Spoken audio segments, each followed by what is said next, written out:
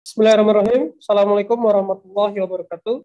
Selamat pagi sahabat dimanapun berada. Pagi ini kita kembali dalam program Jangan Salah Arah, baca dan mengulas peristiwa yang terjadi secara jernih agar kita tidak salah. Baik, pada kesempatan pagi ini kita akan bahas satu tema, yaitu tentang peristiwa malari dan kejadian kerusuhan di smelter yang terjadi di Morowali. Ini ada persamaan ya, nanti kita akan bahas dengan narasumber. Tapi sebelum kita memulai, kita akan saksikan video berikut.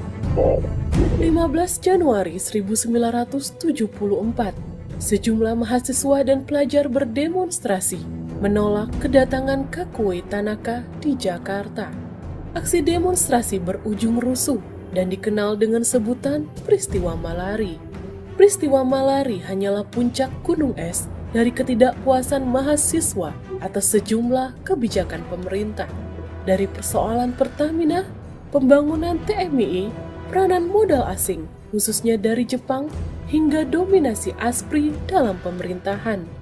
Peristiwa malari juga buah dari rivalitas antara kelompok ASPRI di bawah Ali Murtopo dan Pangkop Kantip Jenderal Sumitro.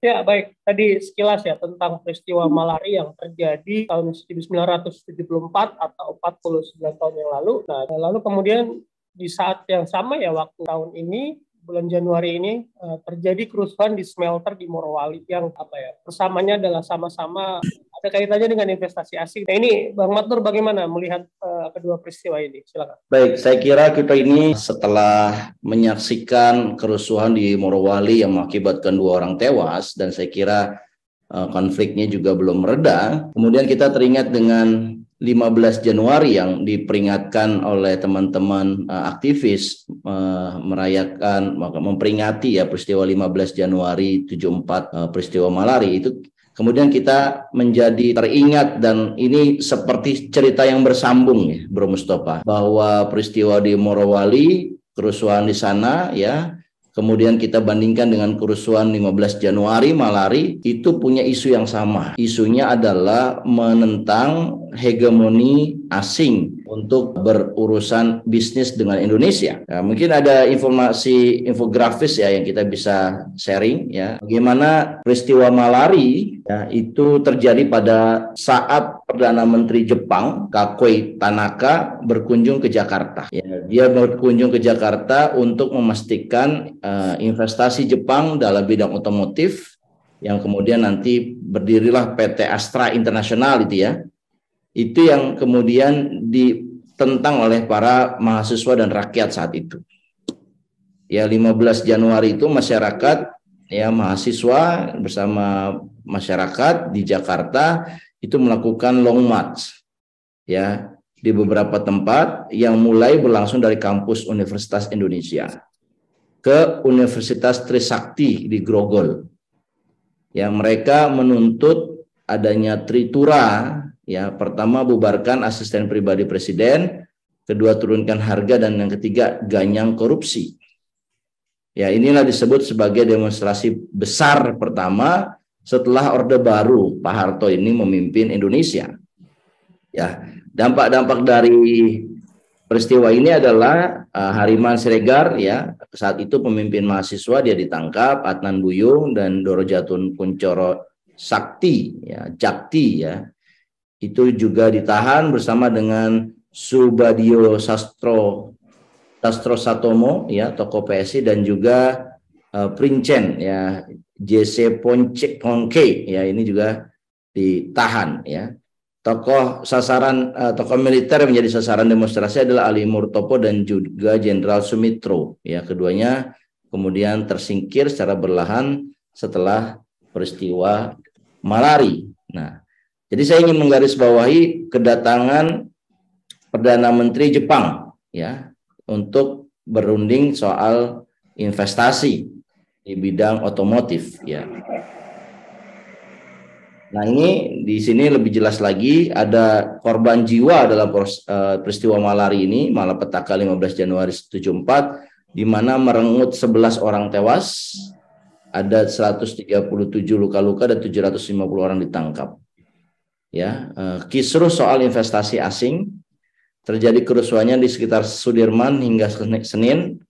Mereka para demonstrasi itu membakar mobil merek Jepang, ya, menjarah pusat-pusat perbelanjaan dan juga membakar gedung-gedung. Ya, saya kira dalam peristiwa ini ya banyak sekali tahanan politik ya yang kemudian menjadi tokoh bangsa ya di era Orde Reformasi ini. Yang ingin saya sambung adalah bahwa peristiwa Malari dengan apa yang terjadi di Morowali di Sulawesi itu sebetulnya mirip, di mana para demonstrasi itu menuntut keadilan, ya, menuntut dihargainya harkat dan martabat pribumi dalam hal investasi. Dan saat itu kan para mahasiswa itu menolak ya investasi ke Jepang, di mana Jepang ya membawa investasi besar untuk otomotif, tetapi dia belum melakukan sejumlah langkah seperti meminta maaf yang dulu pernah menjajah Indonesia selama 3,5 tahun. Jadi tiba-tiba ini kok ada sentimen dari bangsa Indonesia saat itu, ini orang yang pernah mengeksploitasi ya kekayaan Indonesia, dia datang kemudian dia bawa uang, dan uangnya itu dijadikan kendaraan bermotor ya, mobil dan motor, kemudian yang beli warga kita dan kita hanya menjadi penonton di negeri kita sendiri. Ya, tapi ya kemudian kita bisa lihat bahwa Jepang ternyata membawa uangnya, membawa teknologinya, tetapi tidak membawa tenaga kerja asingnya. Ya, sehingga itu apa yang dilakukan oleh Jepang itu ya dianggap sebagai satu hal yang bagus buat keperekonomian kedua negara. Pada akhirnya begitu ceritanya. Tapi yang terjadi di Morowali ini kan beda. Perusahaan Cina atau investasi Cina itu datang membawa uang, membawa teknologi, dan juga membawa tenaga kerjanya. Nah, itulah yang menyebabkan apa yang terjadi di Morowali adalah sentimen atau apa istilahnya kebencian ya kepada tenaga kerja asing itu menjadi-jadi, sehingga akhirnya apalagi ada terjadi bentrok, pekerja lokal memperjuangkan kesamaan hak ya dengan pekerja asing, tapi kemudian tidak terpenuhi ya. Ada beberapa yang terpenuhi tapi tidak keseluruhan, dan akhirnya menimbulkan satu kemarahan dan akhirnya terjadi bentrok. Dan pertanyaannya adalah apakah ini akan terjadi di satu PT saja di Morowali atau ini akan meluas? Ya, prediksi kita ini akan meluas manakala akar masalahnya tidak dijawab, tidak disentuh. Akar masalahnya apa? Yaitu perasaan ya tidak suka atas kedatangan tenaga kerja asing yang bukan high skill, tetapi tenaga kerja asing yang sifatnya adalah low skill labor. Pekerja yang tidak punya keterampilan, yang seolah-olah sentimen itu menjadi kenapa pekerjaan kami, pekerjaan orang lokal kok diambil sama orang-orang asing. Padahal bumi yang mereka ambil itu adalah bumi kita, tanah air kita. Tapi kita tidak bisa merasakan kesejahteraan yang sama yang mereka rasakan. Itu ceritanya ya bro, cerita persoalan kesetaraan dan keadilan. Dan saya kira di peristiwa Malari juga akarnya itu juga sama, kesetaraan dan keadilan. Dan manakala akarnya sama, ya kejadian ini akan terus berulang ya, menurut saya begitu. Demikian Bro Mustafa.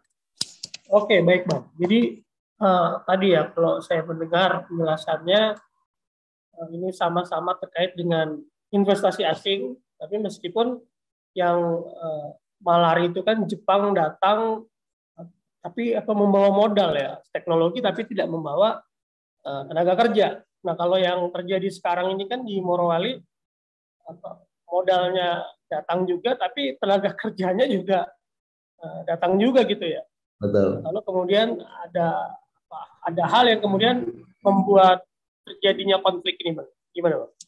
Ya, itu yang menjadi akar masalahnya. Kenapa? Kalau polanya sama seperti hampir 40 tahun belakangan ini ya, di mana investasi asing itu hanya menitipkan uangnya, mereka mendirikan pabrik, mereka membawa mesinnya, ya, kemudian mereka merekrut tenaga kerja dari lokal. Saya kira itu tidak menjadi masalah karena sudah berlangsung 40 tahun lebih ya sejak zaman Orde Baru. Tapi yang sekarang ini kan mereka membawa tenaga kerja asingnya. Dan tenaga kerja asingnya itulah yang kemudian ya mengurangi kesempatan kerja orang-orang lokal di sana. ya bagaimanapun juga kalau ada namanya kegiatan usaha, ini juga bagian strategi perusahaan harusnya ya. Kalau dia tidak melibatkan orang lokal, maka perusahaannya ini akan digangguin terus oleh orang lokal.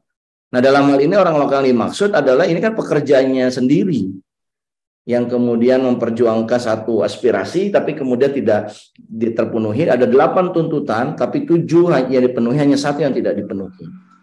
Dan itulah menimbulkan satu kemarahan, ya, emosional, dan akhirnya terjadi kerusuhan di Monowari sampai akhirnya luka, ya kan, tidak hanya yang luka, tapi ada yang meninggal, baik itu dari tenaga kerja asingnya ataupun dari pribuminya.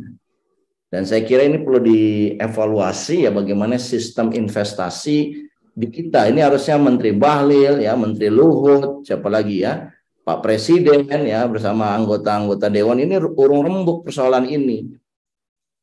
Kalau saya kira ini harusnya menjadi wacana yang menghangat di DPR RI.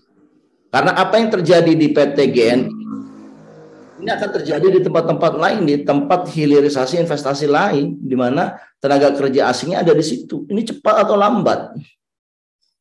Dan kalau ini tidak diadres, ini akan mencoreng nama baik Indonesia, terutama iklim investasi. Harusnya Indonesia punya satu aturan baku, di mana investasi yang berlaku di Indonesia itu adalah investasi modal dan teknologi. Sedangkan untuk labornya, tenaga kerjanya, itu kita harus punya titik tegas bahwa ini hanya untuk orang-orang lokal, kan orang-orang lokal membutuhkan pekerjaan. Kecuali jenis pekerjaannya yang canggih, butuh high skill, dan itu tidak tersedia di lokal, ya baru kemudian dia bisa meng-hire orang-orang yang asing itu tadi. Tapi kalau ini orang lokalnya juga ada, kemudian tetap mengandalkan orang asing, yang terjadi adalah ketidaksukaan dan akhirnya kerusuhan seperti ini. Saya kira inilah pelajaran malaria yang perlu kita ambil, di mana ada isu keadilan sosial yang terganggu dan kemudian akhirnya masyarakat melakukan apa yang disebut mob atau kemarahan, ya, menjara, membakar, merusak. Dan saya kira itu yang rugi adalah sebenarnya pemerintah kita juga, ekonomi kita juga. Oleh karena itu ini harus segera diadres, Bro Mustafa. Ya, mungkin apa ya, kalau kita bicara perbedaan kan, ketika malari itu terjadinya di ibu kota ya, ibu kota negara. Sedangkan ini kan terjadinya di Morowali, di daerah Sulawesi. Yang jauh, hiruk pikuk, tapi karena ada media ya Bang, ini kemudian menjadi terblow up gitu. Dan mungkin kalau malari pun kan eskalasinya luas ya. Nah ini mungkin kecil tapi punya potensi juga untuk meluas. Gimana Bang? Ya, saya kira jangan dilihat dari konteks di daerah atau di Jakarta. Karena sekarang ini kondisinya sudah sangat berbeda dari 32 tahun yang lalu, ya, di mana orang-orang mengcover berita itu hanya di kota besar. Tapi ini kan sekarang ini kan dengan sosial media, apa yang real time terjadi di daerah bisa disaksikan oleh berbagai orang di seluruh dunia. Dan saya kira ini yang menjadi satu perbedaan, ya, bahwa isu lokal tetapi isunya sama mengenai kesetaraan dan keadilan, ya ini akan lantang, apalagi ini sampai terjadi bentrok fisik, ya, dan mengakibatkan korban jiwa. Saya kira ini nggak main-main, ya. Ini yang harus dilakukan oleh para aparat dan juga para policy makers untuk duduk berembuk, dan minimal mereka ada satu langkah kebijakan yang diumumkan kepada publik bahwa supaya hal ini tidak terulang, ya, pemerintah mengubah strategi yang tadinya mengundang tenaga kerja asing untuk datang, sekarang tidak lagi mengundang. Itu yang harusnya diumumkan oleh policy makers di Indonesia untuk meredam apa yang terjadi di Morowali ini terjadi serupa di berbagai tempat. Saya kira itu. Baik. Berarti oke, yang mungkin terakhir Bang ya. Berarti sebetulnya kita mempertanyakan juga ya. Artinya ini sebenarnya pemerintah nih bagaimana sih dari awalnya ya? Kenapa hal ini bisa sampai terjadi gitu? Gimana? Ya, kalau melihat dari peristiwa malari, pemerintah bagaimana itu karena kebijakan pemerintah sendiri yang mereka memaksakan investasi Jepang dalam hal ini adalah di bidang otomotif, padahal sentimen masyarakat mengenai Jepang itu belum membaik, masih merasa mereka adalah penjajah atau bekas penjajah gitu. Nah ini juga sama, pemerintah punya satu kebijakan yang sangat agresif sampai uang, teknologi, dan orangnya juga dibawa dari luar, tetapi mereka tidak melihat kondisi masyarakatnya. Ternyata masyarakat kita nggak siap, ya, apalagi dengan populasi Indonesia yang terus bertambah, sementara angka pengangguran juga semakin naik. Jadi orang-orang lokal itu mengharapkan pekerjaan dari setiap investasi yang datang ke Indonesia, bukan kemudian mereka malah dimarginalkan, tidak dilibatkan. Kalaupun dilibatkan, ya upahnya menjadi tidak sama dengan orang-orang asing itu, padahal jenis pekerjaannya sama. Beda kalau jenis pekerjaannya lebih canggih asingnya, mungkin bisa lebih tinggi, tapi kalau sama ya harusnya juga sama dong. Nah, ini saya kira ini betul sekali, ini adalah kesalahan dari pemerintah, bahwa kejadian di Morowali ini adalah kesalahan pure pemerintah, bukan tenaga kerja asing ataupun juga bukan pekerja lokal. Dan kalaupun ini tidak diperbaiki oleh pemerintah segera, ini akan terulang. Bisa jadi kejadian tidak hanya di Morowali, ya, juga misalkan juga ada di wilayah Ambon, ya, di wilayah smelter di Sumatera, dan wilayah-wilayah investasi lainnya termasuk di Pulau Jawa. Saya kira ini yang harusnya diantisipasi oleh pemerintah. Kalau pemerintah tanggap, ya ini harusnya diumumkan bahwa Indonesia tidak lagi mengizinkan tenaga kerja asing untuk bekerja di bumi Indonesia ini. Demikian, Bro Mustafa. Warning ya Bang ya, warning kepada pemerintah kita juga bahwa jika investasi-investasi asing ini tidak dikontrol secara baik, ya kebijakannya, maka akan banyak ekses buruk Bang yang terjadi. Termasuk mungkin selain Morowali kan kita juga bicara misalnya kereta cepat, ya, proyek kerjasama Indonesia China yang kemudian juga kemarin terjadi kecelakaan, ada juga korbannya tenaga kerja asing gitu, ya. Ini kan hal-hal yang publik tidak tahu, artinya parlemen juga tidak banyak bersuara lah terkait hal-hal. Mungkin itu Bang ya penutup. Saya kira ini akhir dari diskusi kita, sampai bertemu di isu yang lainnya, ya.